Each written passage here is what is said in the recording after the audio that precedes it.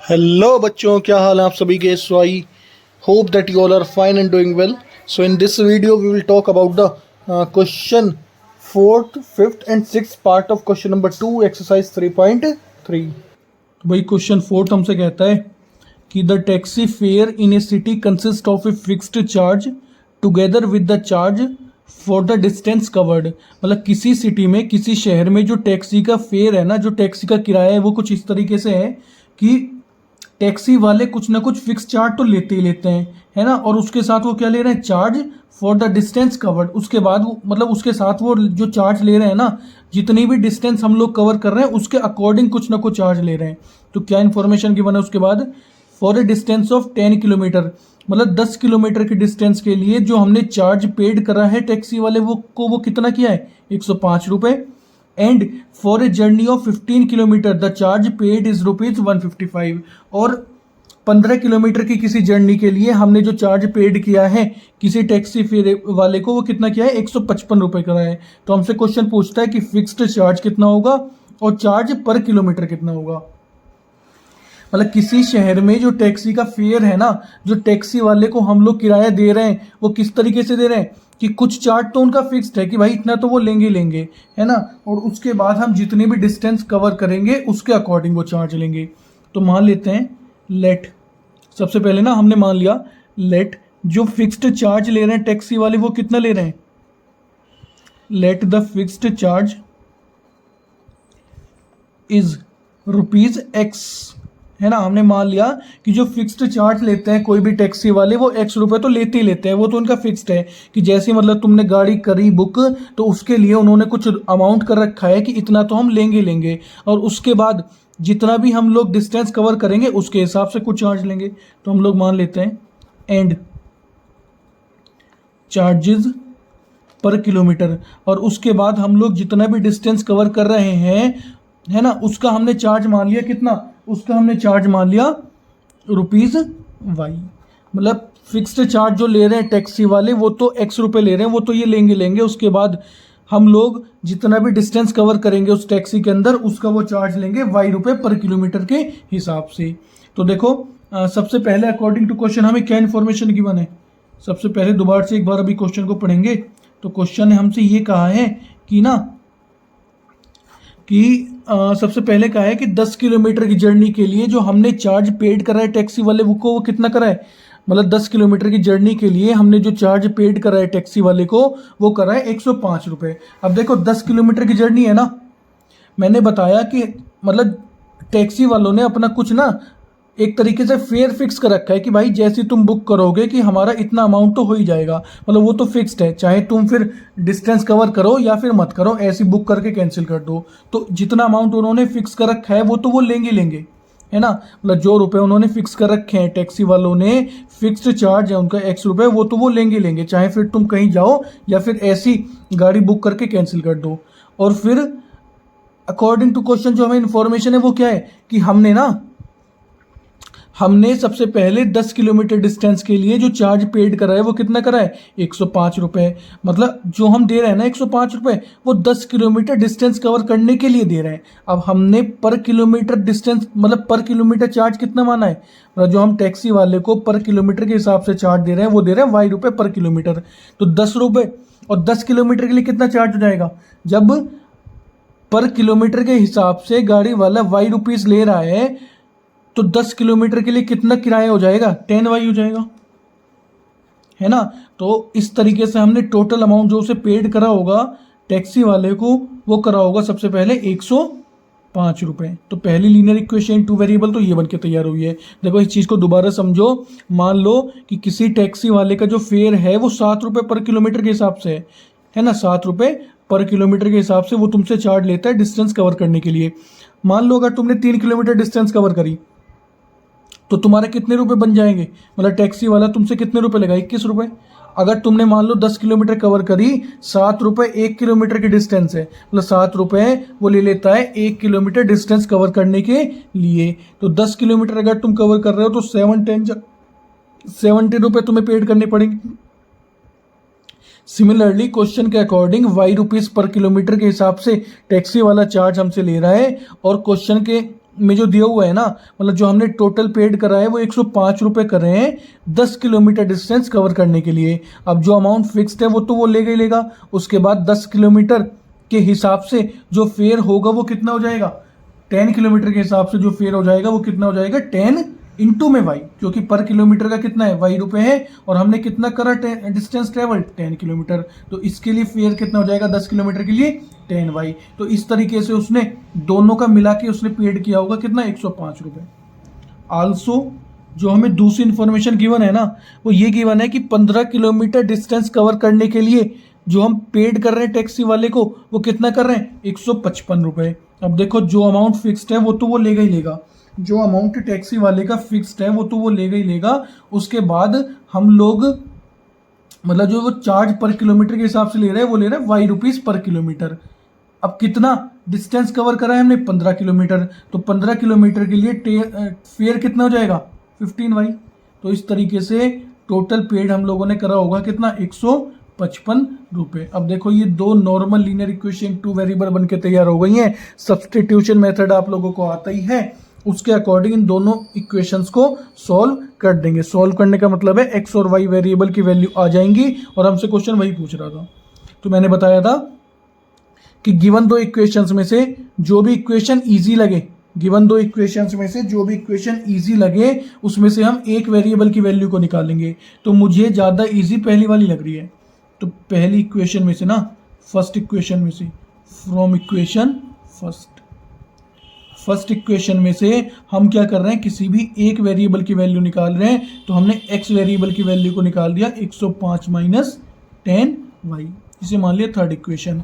Now अब हम क्या करेंगे, इस वेरिएबल की वैल्यू को अनदर इक्वेशन में सब्सटीट्यूट कर देंगे। तो नाउ लिखेंगे नाउ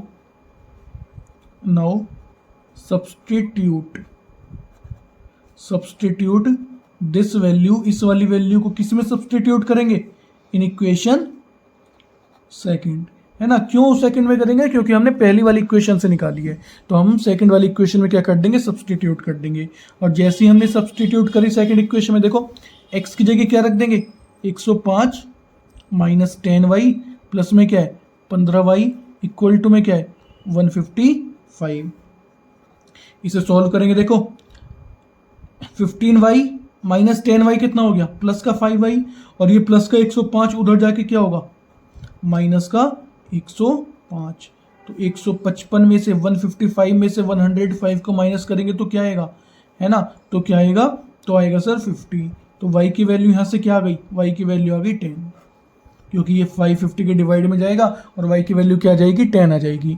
इस y की वैल्यू को अबव किसी भी इक्वेशन में पुट करेंगे, दूसरे वाले वेरिएबल की वैल्यू आ जाएगी। तो ना मैं थर्ड इक्वेशन में कर रहा हूँ, तो लिखेंगे बाई इक्वेशन थर्ड। तो जैसे हमने थर्ड में करी तो यहाँ से x वेरिएबल की वैल्यू आ जाएगी, वो क्या आएगी 105 105 माइनस का 10 इंटू में क्या है y है, y की जगह हमने रख दिया 10,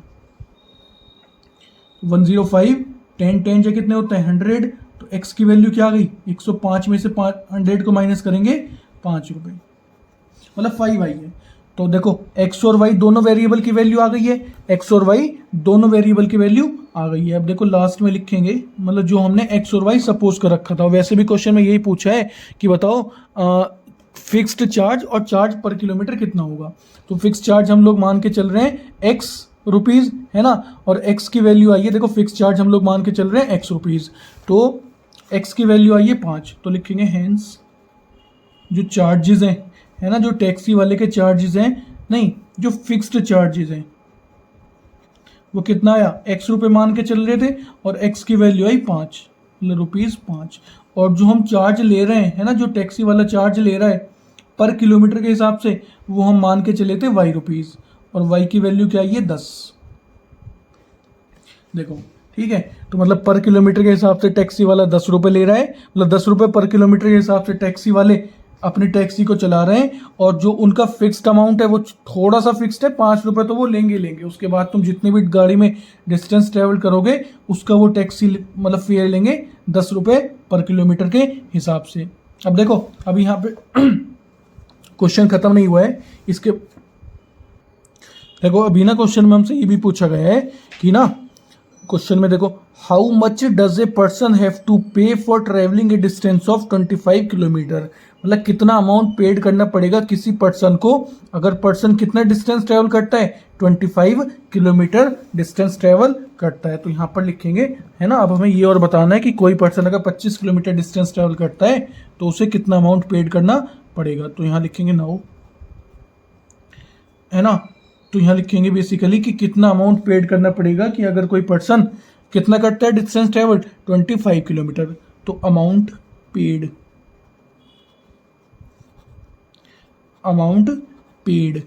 बाय अ पर्सन, मतलब किसी पर्सन के द्वारा कितना अमाउंट पेड किया जाएगा अगर वो कितना डिस्टेंस ट्रेवल करता है, 25 किलोमीटर। यानी कि amount paid by a person for travelling, कितना ट्रेवल करने के लिए, 25 किलोमीटर डिस्टेंस, या फिर केवल ये लिखो फॉर ट्रेवलिंग 25 किलोमीटर, चलो डिस्टेंस भी लिख दो। देखो मैंने बताया 25 किलोमीटर डिस्टेंस अगर कवर कर रहा है कोई पर्सन, तो टैक्सी वाले जो फिक्स्ड चार्ज है वो तो लेंगे, है ना। जो फिक्स्ड चार्ज है वो लेंगे। और फिक्स्ड चार्ज कितना निकल के आया था, 5 रुपये, एक्स की वैल्यू 5 रुपये। और उसके बाद वो अमाउंट लेंगे जितना भी हमने डिस्टेंस ट्रेवल करा है पर किलोमीटर के हिसाब से उसका अमाउंट लेंगे। तो पर किलोमीटर के हिसाब से कितना पेड कर रहे हैं वो, मतलब कितना ले रहे हैं टैक्सी वाले, 10 रुपये पर किलोमीटर के हिसाब से। और हम अब जो पर्सन मूव कर रहा है, कितने किलोमीटर डिस्टेंस मूव कर रहा है, 25 किलोमीटर। तो जब 1 किलोमीटर के लिए टैक्सी फेयर 10 रुपये है तो 25 किलोमीटर के लिए कितना हो जाएगा, ये 25 × 10, है ना। जब 1 किलोमीटर के लिए टैक्सी वाले 10 रुपये ले रहे हैं तो 25 किलोमीटर मूव करने के लिए कितना लेंगे वो, 25 × 10 या 10 × 25, ठीक है। तो मतलब 5 + 25 × 10 कितने हो गए, 250, यानी कि 250 + 5 कितने हो गए, 255 रुपये। मतलब जो अमाउंट पेड करना पड़ेगा ना पर्सन को कितने डिस्टेंस का ट्रैवल करने के लिए, 25 किलोमीटर डिस्टेंस को ट्रैवल करने के लिए वो कितना पेड करना पड़ेगा, ₹255। देखो अब बात करते हैं इसके फिफ्थ क्वेश्चन की। फिफ्थ क्वेश्चन ने हमसे बोला है अ फ्रैक्शन बिकम 9/11। अब देखो सबसे पहली बात ये आ जाती है कि फ्रैक्शन कहते किसे हैं। तो फ्रैक्शन का मतलब होता है नुमरेटर अपॉन डेनोमिनेटर की फॉर्म, है ना। नुमरेटर अपॉन डेनोमिनेटर की फॉर्म को हम क्या बोलते हैं, फ्रैक्शन बोलते हैं। और वहां पर नुमरेटर डेनोमिनेटर में से कोई भी नंबर क्या नहीं होना चाहिए,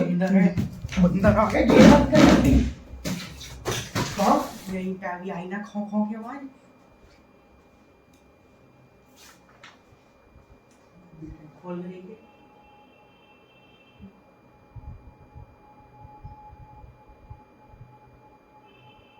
आई थी खोल के तो देख ना।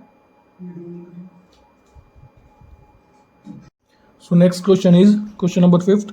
क्वेश्चन ने हमसे बोला है अ फ्रैक्शन बिकम 9/11।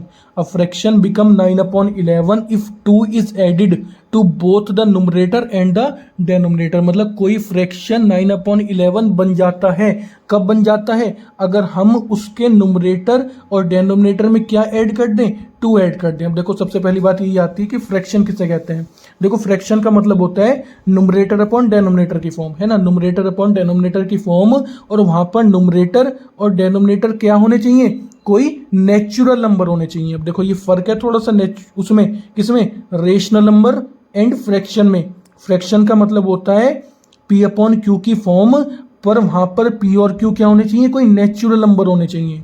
तो सबसे पहले क्वेश्चन ने हमसे यही बोला है कि ना कोई फ्रैक्शन 9/11 बन जाता है अगर हम उसके नुमरेटर डेनोमिनेटर में क्या ऐड कर दें, 2 ऐड कर दें। तो सबसे पहले यही मान लेते हैं लेट कि जो फ्रैक्शन का नुमरेटर है वो क्या है, x।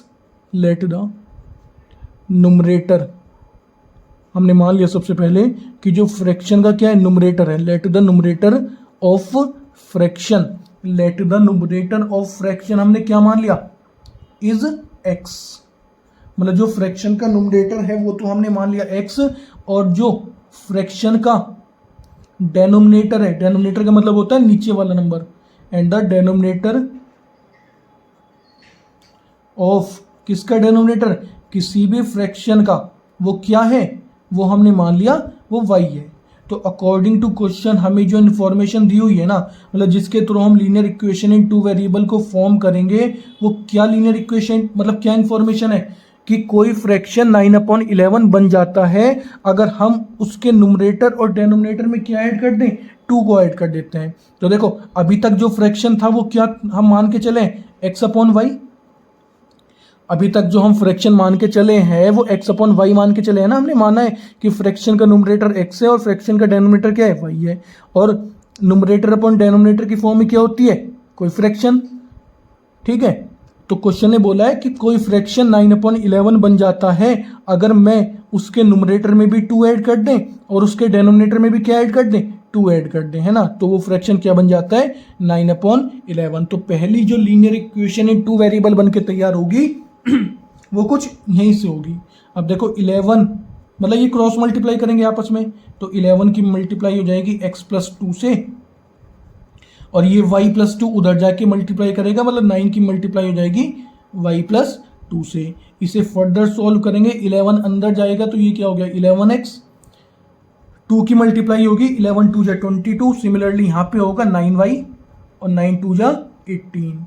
फर्दर इसे दोबारा से सॉल्व करेंगे, प्लस का 9y उधर जाके क्या होगा माइनस का, और अगर हम देखें तो 18 प्लस का 22 उधर जाके क्या हो गया माइनस का।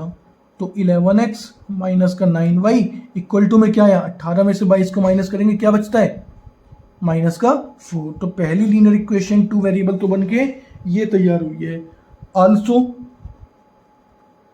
जो दूसरी लीनियर इक्वेशन 2 वेरिएबल बन के तैयार होगी ना, उसके लिए कुछ और इंफॉर्मेशन हमें गिवन होगी। देखते हैं, देखो क्वेश्चन में कहा गया है कि अगर हम if 3 is added to both the numerator and denominator it becomes 5/7। मतलब पहले तो ये कह रहा था क्वेश्चन कि कोई फ्रैक्शन 9/11 बन जाता है अगर हम उसके नुमरेटर और डेनोमिनेटर में क्या ऐड कर दें, 2 का एडिशन कर दें। अब कह रहा है कि वही वाला फ्रैक्शन 5/6 बन जाता है अगर हम उसके नुमरेटर और डेनोमिनेटर में क्या ऐड कर दें, 3, है ना। तो वही वाला फ्रैक्शन क्या बन जाता है, मतलब जो फ्रैक्शन हम मान के चले थे x/y, वही वाला फ्रैक्शन बन जाता है अब क्या 5/6। कब बन जाता है ये, अगर हम उस फ्रैक्शन के नुमरेटर और डेनोमिनेटर में क्या ऐड कर दें, 3 का एडिशन कर दें। मतलब जो पहले नुमरेटर था अब हमने उसमें क्या कर दिया, 3 ऐड कर दिया। सिमिलरली जो पहले डेनोमिनेटर था हमने उसमें क्या ऐड कर दिया, 3 ऐड कर दिया। तो यहाँ पे लीनियर इक्वेशन 2 वेरिएबल बन के तैयार होगी। और वो लीनियर इक्वेशन 2 वेरिएबल कैसे बन के तैयार होगी, क्रॉस मल्टीप्लाई करके। देखो मतलब क्रॉस मल्टीप्लाई किया, और कोई रास्ता भी तो नहीं है ना सॉल्व करने का, तो हमें तो केवल सॉल्व करना है। तो ये 6 उधर जाके मल्टीप्लाई करेगा x+3, और ये y+3 उधर जाके मल्टीप्लाई करेगा 5 के साथ, तो ये हो गया 5 × y+3। 6 अंदर मल्टीप्लाई करेगा तो ये क्या हो गया 6x, और 6 3 जा 18। सिमिलरली ये अंदर करेगा 5y + 15। ये प्लस का जो 5y है ये उधर आके क्या हो जाएगा माइनस का, मतलब 6x - 5y। और ये जो प्लस का 18 है ना, ये उधर जाके क्या हो जाएगा माइनस का 18। तो यहाँ से जो एक वेरिएबल मतलब 6x - 5y क्या निकल के आया, माइनस का 3। दूसरी लीनियर इक्वेशन 2 वेरिएबल बनके ये तैयार हुई है, और पहली वाली हमारे पास ये थी। अब जैसा मैं सॉल्व करने का आपको बताता हुआ आया हूँ कि जो भी इक्वेशन इजी लगती है 2 इक्वेशंस में से, उसमें से हम किसी भी एक वेरिएबल की वैल्यू को निकालेंगे और उस वाली वेरिएबल की वैल्यू को अनदर इक्वेशन में सब्सटीट्यूट कर देंगे। तो हमारे पास जो इक्वेशन हमें ईजी लग रही है वो सेकंड वाले ज़्यादा ईजी लग रही है ना, तो सेकंड वाली से निकाल लेते हैं। तो बाई इक्वेशन 2 हम इक्वेशन से 2 से क्या कर रहे हैं, हम इक्वेशन 2 से किसी भी एक वेरिएबल की वैल्यू निकालना चाह रहे हैं। तो ये अगर हम x की निकालना चाह रहे हैं तो x को अकेला रखेंगे, ये माइनस का 5 और जाके हो गया प्लस का 5y, और x की वैल्यू क्या निकल के आई माइनस का 3 प्लस 5y अपॉन में 6, ये तो निकल के आई है। देखो ये 6 जो मल्टीप्लाई में ये कहाँ पे जाएगा, इसके डिवाइड में, तो इसे मान लेते हैं तीसरी इक्वेशन। अब इस वेरिएबल की वैल्यू को अनदर इक्वेशन में सब्सटीट्यूट कर देंगे। अनदर इक्वेशन का मतलब है कि जिस भी इक्वेशन से हमने निकाली है ना वेरिएबल की वैल्यू, उससे दूसरी वाली इक्वेशन में पुट करेंगे। तो नाउ सब्सटीट्यूट, हम क्या कर रहे हैं, अब हम सब्सटीट्यूट कर रहे हैं किसकी वैल्यू को, इस वेरिएबल की वैल्यू को किस इक्वेशन में, सर दूसरी वाली से निकालिए तो पहली वाली में पुट करेंगे। नाउ सब्सटीट्यूट दिस वैल्यू किसमें, इन इक्वेशन फर्स्ट में। तो इक्वेशन फर्स्ट में जहां जहां x है वहां वहां क्या रख देंगे, ये वाली वेरिएबल की वैल्यू रख देंगे। तो क्या रख देंगे, -3 प्लस 5y अपॉन में 6 माइनस का 9y इक्वल टू में क्या है, -4। अब इसे देखो सॉल्व करना है बहुत ध्यान से। ये सबसे पहले तो देखो डिवाइड वगैरह कुछ हो नहीं रहा है, तो 11 अंदर मल्टीप्लाई कर लेते हैं। -33 प्लस का क्या हो गया, ये 55y अपॉन में क्या है 6 माइनस का 9y इक्वल टू में क्या है, -4। अब देखो ये 6 ना अभी क्रॉस मल्टीप्लाई करके उधर नहीं जा सकता है, कभी ये उधर एकदम से मल्टीप्लाई करके ले जाओ, ऐसा नहीं होगा जब तक ये पूरे वाले नंबर मतलब कंप्लीट नंबर के नीचे नहीं होगा, है ना। तो सबसे पहले हमारा काम ये होगा कि इसे ना कंप्लीट नंबर के नीचे लेके आओ। कंप्लीट नंबर के नीचे कैसे आ सकता है, अगर मैंने ले लिया एलसीएम, तो इसके नीचे तो 1 है, तो ये तो वही देखो 6 और 1 का एलसीएम तो 6 ही आया, तो यहाँ पे तो वही नंबर रहा जो था। पर यहाँ पे क्या हो जाएगा, देखो 1 6 जा 6, तो 6 की मल्टीप्लाई ऊपर होगी और 9 6 जा कितने होते हैं 54y इक्वल टू में क्या है -4। अब देखो इसे सॉल्व करेंगे, -33। अब देखना यहाँ 55y में से अगर मैं 54y को माइनस कर दूं तो क्या बचता है, प्लस का y। तो ये बचा प्लस का y और 6 की मल्टीप्लाई उधर होगी जाके, तो ये क्या हो गया 6 4 जा 24, तो ये क्या आ गया -24। अगर हम इसे देखें सॉल्व करने के लिए तो -33 देखो उधर जाके क्या हो जाएगा, प्लस का, -33 उधर जाके हो जाएगा प्लस का, और इधर क्या था ये देखो, इधर क्या है -24 है, इधर क्या है -24 है, ये हम -33 उधर ले गए तो प्लस का हो गया, और माइनस में क्या है ये 24। तो 33 में से 24 को माइनस करेंगे तो बचता है सर 9। एक वेरिएबल की वैल्यू आ गई है, इस वेरिएबल की वैल्यू को अबव किसी भी इक्वेशन में पुट करेंगे, दूसरे वाले वेरिएबल की वैल्यू आ जाएगी, और हम इसे पुट कर रहे हैं किसमें, थर्ड वाली इक्वेशन में। और थर्ड वाली इक्वेशन हमारे पास है x इक्वल टू, देखो ये है ना x equal to -3 plus 5y upon 6, तो यहाँ पे थर्ड इक्वेशन में y की जगह क्या रख देंगे, 9 रख देंगे। तो x equal to -3 plus 5y की जगह क्या रख दिया 9 अपॉन में क्या है 6, तो -3 और 9 5 जो कितने हो गए 45 अपॉन में क्या है 6। देखते हैं, देखो ये यही था क्या, -3 प्लस 5 वहाँ ये था। तो 45 में से 3 को माइनस करेंगे क्या आता है, 45 में से 3 को माइनस करेंगे तो आता है 42 अपॉन 6। 6 से डिवाइड करेंगे तो x की वैल्यू आ गई सर 7, और हमसे देखो दोनों वेरिएबल की वैल्यू आ गई, और हमसे क्वेश्चन ने कहा था फाइंड द फ्रैक्शन, है ना, फ्रैक्शन हमें निकालना है। तो हैंस जो फ्रैक्शन की हम लोग बात करके चले थे ना स्टार्टिंग में, जिसका नुमरेटर हमने माना था x और डेनोमिनेटर हमने माना था y, तो वो फ्रैक्शन क्या हो जाएगा, मैंने बताया था नुमरेटर पर डेनोमिनेटर की फॉर्म। तो नुमरेटर आया सर 7 और जो इसका डेनोमिनेटर आया वो आया 9, तो ये कंप्लीट फ्रैक्शन था। मतलब जिस फ्रैक्शन की हम लोग बात कर रहे थे वो क्या था, वो कुछ ये वाला था। मूव करते हैं बेटा इसके लास्ट वाले क्वेश्चन पे। लास्ट क्वेश्चन ना हमसे कुछ ये कह रहा है, एजिस वाला क्वेश्चन है। देखो एजिस वाले क्वेश्चन में मैं करवा चुका हूँ ऐसा क्वेश्चन, 3.1 में हम लोगों ने करा था, है ना। तो क्वेश्चन हमसे कह रहा है 5 year hence the age of Jacob will be 3 times that of his son. मतलब हेंस का मतलब है बाद में, मतलब 5 साल बाद जो जैकोब की एज है ना वो उसके बेटे की एज की क्या है 3 गुना है। मतलब 5 साल बाद जो जैकोब की एज है वो उसके बेटे की एज की 3 गुना है। और 5 ईयर एगो 5 साल पहले जो जैकोब की एज है was 7 times that of his सन। और 5 साल पहले जो जैकोब की एज थी वो उसके बेटे की एज की कितनी थी 7 गुना थी। तो क्वेश्चन ने कहा है कि हमें उसकी परसेंटेज निकालो। और वैसे भी मैं आप लोगों से बता चुका हूं कि एजिस वाले क्वेश्चन में हम हमेशा क्या करते हैं, एजिस वाले क्वेश्चन में हम हमेशा प्रेजेंट एज को ही सपोज करते हैं। मैंने इसका रीज़न भी बता रखा है क्यों हम एजिस वाले क्वेश्चन में हमेशा प्रेजेंट एज को सपोज करते हैं, क्योंकि जब तक हमें किसी पर्सन की प्रेजेंट एज को नहीं पता होगा, जब तक हमें किसी पर्सन की प्रेजेंट एज के बारे में नहीं पता होगा, हम उस पर्सन की फ्यूचर की या फिर पास्ट वाली एज को नहीं बता सकते हैं। आप एग्जाम्पल कंसिडर करके देख सकते हो अपने ऊपर। अगर कोई तुमसे ये पूछे कि बताओ एक पर्सन है ए, वो 10 साल बाद कितने साल का होगा, तुम नहीं बता पाओगे। तुम ये कहोगे सर जब तक मुझे उसकी प्रेजेंट की एज नहीं पता होगी मैं कैसे बता दूं कि वो 10 साल बाद कितने साल का होगा, है ना। फॉर एग्जाम्पल अगर आज के टाइम में कोई बंदा 20 साल का है तो वो 10 साल बाद कितने साल का होगा, 20 प्लस 10 यानी कि 30 साल का। सिमिलरली अगर मैं तुमसे पूछूं कि अगर आज कोई बंदा 20 साल का है तो 10 साल पहले वो कितने साल का था, तो तुम कहोगे सर 20 माइनस 10 10 साल का होगा, 10 साल का था वो 10 साल पहले। ठीक है, तो यही रीज़न है कि जब तक हमें किसी पर्सन की प्रेजेंट एज के बारे में नई इन्फॉर्मेशन है, हम उस पर्सन की प्रेजेंट पास्ट की या फिर फ्यूचर की एज को नहीं बता सकते हैं। तो ध्यान रखना, एजेस वाले क्वेश्चन में ना हम हमेशा प्रेजेंट एज को ही सपोज करते हैं। इस क्वेश्चन में तो देखो वैसे भी यही पूछ रहे हैं तो इसको ही सपोज करना मजबूरी है, लेकिन ये ध्यान रखना क्वेश्चन में कुछ भी पूछ सकता है, मतलब बाद की और पहले की एज भी पूछ सकता है कभी कभी। तो हमेशा ध्यान रखना कि एजेस वाले क्वेश्चन में ना हमेशा प्रेजेंट एज को ही सपोज किया जाता है।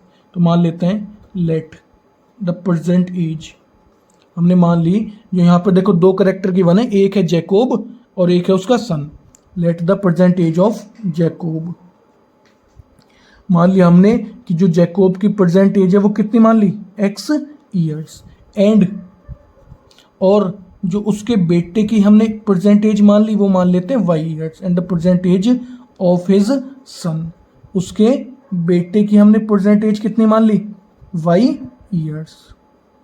देखो सबसे पहले जो हमें इंफॉर्मेशन गिवन है ना वो 5 साल बाद की इंफॉर्मेशन है कि 5 ईयर हेंस है ना, 5 साल बाद जो जैकोब की एज है वो उसके बेटे की एज की 3 गुना है। तो सबसे पहले तो यार ये निकाल लेते हैं कि 5 साल बाद जैकोब की एज क्या होगी और उसके बेटे की एज क्या होगी। तो हम सबसे पहले ना ये निकाल रहे हैं कि 5 ईयर्स हेंस, हेंस का मतलब होता है आगे, मतलब फ्यूचर। ठीक है, और वैसे भी देखो ग्रामर अगर आपको आती हो तो लिखा हुआ है 5 years hence the age of Jacob will be, will be का मतलब क्या है, फ्यूचर बता रहा है ये, मतलब बात की चीज, मतलब बात के बारे में इंफॉर्मेशन है।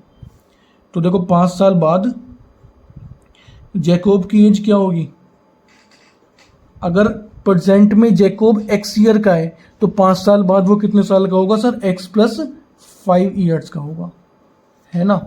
सिमिलरली उसका बेटा है ना, या फिर एज ऑफ सन, अगर प्रेजेंट में सन y ईयर का है तो 5 साल बाद सन कितने साल का होगा सर, y प्लस 5 ईयर्स का होगा। ठीक है, तो अकॉर्डिंग टू क्वेश्चन हमें क्या इन्फॉर्मेशन गिवन थी, अकॉर्डिंग टू क्वेश्चन हमें ये इन्फॉर्मेशन गिवन थी कि 5 साल बाद है ना 5 ईयर हेंस जो जैकोब की एज है ना, जो जैकोब की एज है, अब देखना कितनी है जैकोब की एज 5 साल बाद, x प्लस 5, वो क्या है 5 साल बाद जैकोब की एज उसके बेटे की एज की क्या थी, 3 गुना थी। अब देखना 5 साल बाद जैकोब की एज तो ये है और उसके बेटे की एज क्या है, y प्लस 5। तो क्वेश्चन के अकॉर्डिंग ना 5 साल बाद जैकोब की एज उसके बेटे की एज की क्या है, 3 गुना है। ठीक है, मतलब जितने साल का भी बेटा होगा उससे 3 गुना क्या होगी, जैकोब की एज होगी। तो मतलब यहाँ से एक लीनियर इक्वेशन 2 वेरिएबल बन के तैयार हो जाएगी। तो वो लीनियर इक्वेशन निकालते हैं, देखो क्या होगी, 3 मल्टीप्लाई करेगा 3y प्लस 15। तो यहाँ से लीनियर इक्वेशन 2 वेरिएबल बन के तैयार हुई है, x माइनस 3y प्लस का 5 उधर जाके माइनस का होगा, है ना, और ये हो गई प्लस का 15 माइनस का 5, मतलब x minus 3y equal to में क्या 10। ठीक है, पहली लीनियर इक्वेशन 2 वेरिएबल तो यहाँ से बन के तैयार हो गई है। अब देखो दूसरी लीनियर इक्वेशन 2 वेरिएबल के लिए हमें कुछ और इन्फॉर्मेशन गिवन होगी, तो वो और इन्फॉर्मेशन क्या है, 5 ईयर्स एगो, अब कह रहे हैं 5 साल पहले, है ना। तो सबसे पहले तो ये निकाल लेते हैं कि 5 साल पहले जैकोब की एज और उसके बेटे की एज क्या होगी, है ना। तो 5 साल पहले की कह रहा है क्वेश्चन हमसे, 5 साल पहले। तो देखो 5 years ago age of Jacob, Jacob की एज क्या होगी 5 साल पहले, अगर प्रेजेंट में जैकोब कितना मान के चले हम, x ईयर मान के चले हैं, तो भाई 5 साल पहले वो कितने साल का होगा, x, मतलब प्रेजेंट से 5 कम साल का होगा, है ना। अगर प्रेजेंट में तुम 20 साल के हो तो 5 साल पहले तुम कितने साल के होंगे, मतलब कितने साल के थे, 20 माइनस 5 15 साल के। और उसके बेटे की एज क्या है, प्रेजेंट में बेटा y साल का है ना, तो 5 साल पहले बेटा कितने साल का था, y माइनस 5 ईयर्स का। तो अकॉर्डिंग टू क्वेश्चन देखो हमें क्या इन्फॉर्मेशन गिवन है ना, अकॉर्डिंग टू क्वेश्चन हमें क्या इन्फॉर्मेशन गिवन है 5 साल पहले की, कि जो 5 साल पहले कि जैकोब की एज थी ना 5 years एगो जैकोब एज वॉज, है ना, 5 साल पहले जो जैकोब की एज थी वो क्या थी, उसके बेटे की एज की। अब बेटे की एज क्या है, y-5। तो क्वेश्चन ने कहा है 5 साल पहले जो जैकोब की एज थी वो उसके बेटे की एज की 7 टाइम्स थी, है ना, कितनी थी, 7 गुना थी। अब यहाँ से लीनियर इक्वेशन 2 वेरिएबल निकालते हैं। देखो x-5 is equal to 7y minus का 35। सॉल्व करते हैं इसे, और तो x माइनस का 7y प्लस का 5, देखो माइनस का 5 उधर जाके क्या होगा, प्लस का, तो माइनस का 35 प्लस का 5। तो यहाँ से लीनियर इक्वेशन 2 वेरिएबल बन के तैयार हुई है, x माइनस 7y, और यहाँ से क्या है, ये माइनस का 30। ठीक है, दूसरी लीनियर इक्वेशन 2 वेरिएबल बन के हमारे पास ये तैयार हो गई। अब इन दोनों लीनियर इक्वेशन इन 2 वेरिएबल को सॉल्व करना है और अपने आंसर पे आ जाना है। तो मैंने बता रखा है कि जो भी है ना लीनियर, जो भी इक्वेशन इजी लगे उसमें से एक वेरिएबल की वैल्यू को निकालना है। तो मुझे देखो पहली वाली ज़्यादा इजी लग रही है, तो हम लिखेंगे फ्रॉम इक्वेशन फर्स्ट, मतलब पहली वाली इक्वेशन से किसी भी एक वेरिएबल की वैल्यू को निकाल लेंगे। और एक वेरिएबल की वैल्यू यहाँ से क्या आएगी, x की निकाल देते हैं, है ना। x की वैल्यू क्या आएगी यहाँ से 10 प्लस 3y। तो फ्रॉम इक्वेशन फर्स्ट x की वैल्यू क्या आई 10 प्लस 3y, इसे मान लेते हैं थर्ड इक्वेशन। अब इस वेरिएबल की वैल्यू को क्या करेंगे, अनदर इक्वेशन में सब्स्टिट्यूट कर देंगे। तो लिखेंगे नाउ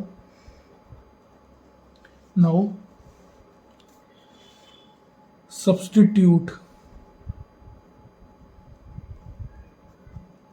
दिस वैल्यू, क्योंकि हमने पहली इक्वेशन से निकाली है ना, क्योंकि हमने फर्स्ट इक्वेशन से निकाली है तो हम दूसरी वाली इक्वेशन में सब्स्टिट्यूट कर देंगे। Now substitute this value in equation second. तो इक्वेशन 2 में x की जगह क्या रख देंगे 10 plus 3y minus 7y equal to में माइनस का 30। देखो सॉल्व करते हैं, 3y माइनस का 7y क्या हो गया, माइनस का 4y, और ये प्लस का 10 उधर जाके क्या होगा, माइनस का 10, है ना, प्लस का 10 उधर जाके माइनस का 10 होगा, तो माइनस का 4y माइनस 30 माइनस 10 माइनस का 40। तो यहाँ से देखो नेगेटिव से नेगेटिव कैंसिल हुआ, y की वैल्यू क्या आ गई, y की वैल्यू आ गई सर 10, क्योंकि देखो ये 4 डिवाइड में पहुंचेगा तो y की वैल्यू क्या आ गई 10 आ गई है। इस y की वैल्यू को अनदर इक्वेशन में सब्स्टिट्यूट कर देंगे, क्या आ जाएगी, दूसरे वाले वेरिएबल की वैल्यू आ जाएगी। तो मैं ना थर्ड वाली इक्वेशन में कर रहा हूँ, तो बाई इक्वेशन थर्ड इक्वेशन ये थी, तो यहाँ पे y की जगह रख देंगे हम 10। तो यहाँ से x वेरिएबल की वैल्यू क्या आ जाएगी 10, 3 10 जा 30, यानी कि x की वैल्यू क्या आ गई 30 प्लस 10 40। देखो x की वैल्यू आई है 40 और y की वैल्यू आई है 10, ठीक है। और x हम क्या मान के चले थे, जैकोब की एज, और y हम क्या मान के चले थे, उसके बेटे की एज, है ना। और वही क्वेश्चन हमसे पूछ रहा है कि प्रेजेंट एज निकालो, तो लिख देंगे हेंस जो जैकोब की एज निकल के आई, या जैकोब प्रेजेंट एज